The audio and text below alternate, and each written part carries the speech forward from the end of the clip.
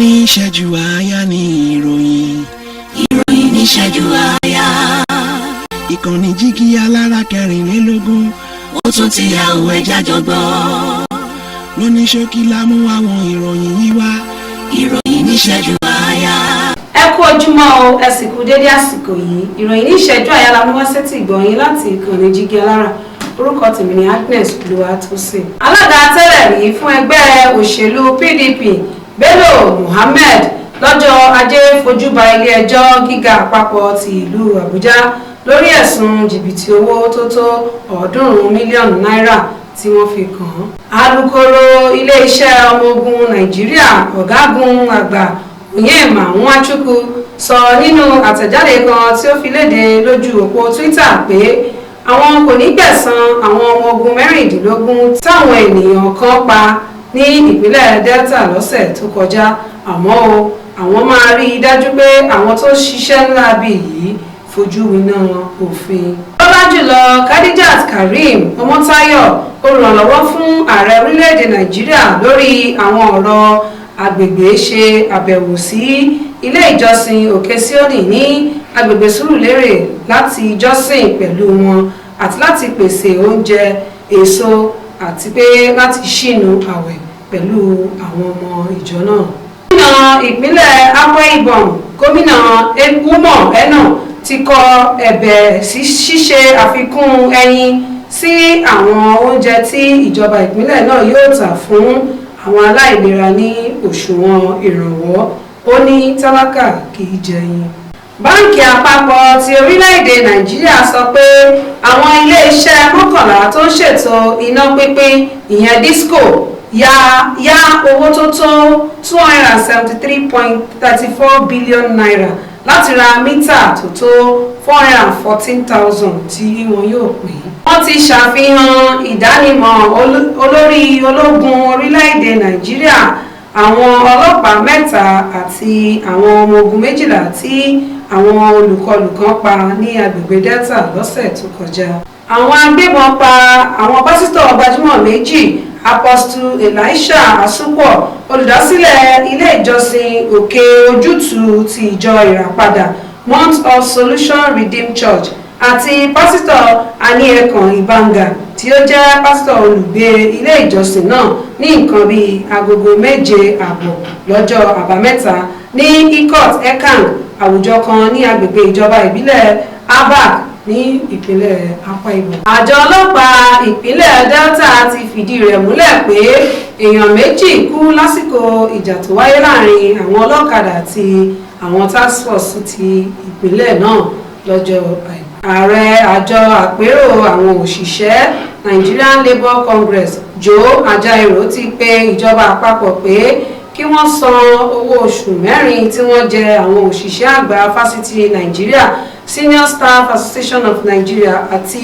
àwọn òṣìṣẹ́ tí kìí ṣe ti ètò ẹ̀kọ́ ìyẹn Non-Academic Staff Union. Ilé-ẹjọ́ gíga ìjọba àpapọ̀ ti ìlú Àbújá lọ́jọ́ Ajé pàṣẹ fún ilé-iṣẹ́ Binance Holdings Limited láti pèsè ẹ̀kúnrẹ́rẹ́ ìròyìn lórí àwọn ọmọ orílẹ̀-èdè Nàìjíríà tí wọ́n ń ṣòwò lórí òpó ilé-iṣẹ́ náà fún àjọ tó ń rí sí ìwà ọ̀daràn lórí ètò ọrọ̀ ajé àti ìṣúná owó ìyẹn EFCC. Àwọn jàǹdùkú ní alẹ́ ọjọ́ Àìkú jí ó kéré tán èèyàn 96 gbé ní agbègbè Tantutu àti àwùjọ Àgùbà ní agbègbè Kufana ti ìjọba ìbílẹ̀ Kajuri ní ìpínlẹ̀ Kaduna. Àwọn olùgbé agbègbè náà sọ pé àwọn ọ̀daràn náà já wọ àwọn ilé ìtajà, wọ́n tú àwọn ilé palẹ̀, wọ́n sì jí oúnjẹ àti àwọn mèremère lọ. Àwọn ọ̀dọ́ kan ti fi tìbínú lu afurasí olè kan pa tó ń gbìyànjú àti jí ọ̀kadà kan lọ ní ìlú Magama Gumsu, ìjọba ìbílẹ̀ Toro ní ìpínlẹ̀ Bauchi. Mínísítà fún olú ìlú àpapọ̀ FCT Ọ̀gbẹ́ni Nyesom Wike ti rọ àwọn akọ̀wé ìjọba àpapọ̀ tí wọ́n ṣẹ̀ṣẹ̀ yàn fún ìṣàkóso olú ìlú àpapọ̀ láti ṣiṣẹ́ bó ti tọ́ àti bó ti yẹ, bí bẹ́ẹ̀ kọ́ wọn yóò júwe ilé fún wọn. Ìjọba gúúsù ti Sudan ti pàṣẹ kí gbogbo ilé ẹ̀kọ́ wà ní títìpa báyìí látàrí ooru ooru àmújù tí wọ́n ní yóò kọlu orílẹ̀-èdè náà láìpẹ́. Ajìjàgbara àwùjọ tí ó tún jẹ́ agbẹjọ́rò ìyẹn adájọ́ Osai Ahiakwo ti ṣe àkọsílẹ̀ àwọn ohun wọ̀nyí: àìdáàbòbò, òṣì, ìṣàkóso burúkú, ìṣàkóso àti ìpeléke ìwà ọ̀daràn gẹ́gẹ́ bí díẹ̀ lára àwọn ìpèníjà tí yóò kọlu orílẹ̀-èdè yìí látàrí owó eco tí àwùjọ ètò ọrọ̀ ajé ti ìwọ̀ oòrùn ìpínlẹ̀ adúláwọ̀ ìyẹn ECOWAS dá lábàá. Ẹgbẹ́ àwọn akẹ́kọ̀ọ́ orílẹ̀-èdè Nàìjíríà ti béèrè fún àǹfààní ọdún 5 lẹ́yìn ìparí ìṣèjọba ìyẹn agùnbánirọ̀ láti bẹ̀rẹ̀ owó sísan padà fún àwọn akẹ́kọ̀ọ́ tó yá owó ìjọba àpapọ̀.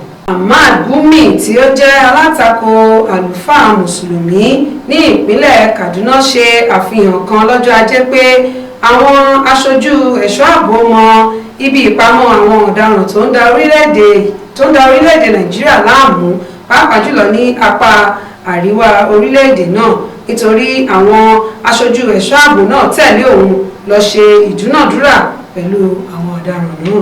Ọlọ́run ṣe àfihàn fún mi pé ayé yóò dópin ní ọjọ́ 25 oṣù kẹrin ọdún 2024. Pásítọ̀ ọmọ orílẹ̀-èdè Nàìjíríà kan ló ṣàfihàn ohun ìyàlẹ́nu yìí nínú fọ́nrán kan tó gbòde kan lórí ẹ̀rọ ayélujára. Ó sì ti gba àwọn ènìyàn níyànjú láti wà ní ìmúrasílẹ̀ de ìgbà tí ayé yóò parẹ́.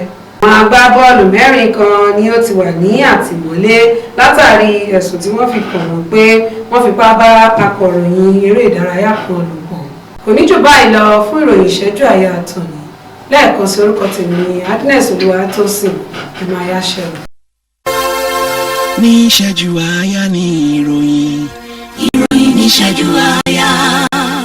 Ìkànnì jígí alára 24. Ó tún ti yá òwe jájọ gbọ́. Lóní ṣókí la mú àwọn ìròyìn yìí wá. Ìròyìn ní ìṣẹ́jú àyà.